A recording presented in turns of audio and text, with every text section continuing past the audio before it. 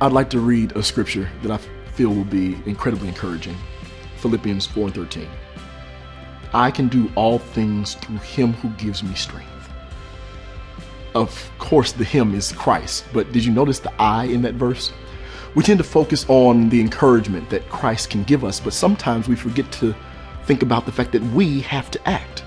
A lot of times with those of us who grew up in Christendom, there's this reverence and this way we cling to God as the facilitator of every single thing. But of course, we know that God has given us the ability to make choices, to take actions. Whether the idea is from God or it's the call just to be a parent or a spouse or an entrepreneur, that can come from God as well.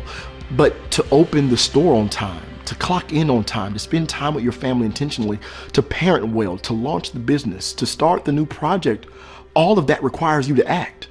He gives you strength to do it, but you've got to take the steps. You can do all things through Christ. He can do all things through a rock if he needed to, right?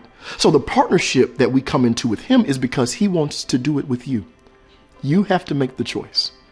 I believe in you, and God believes in you more.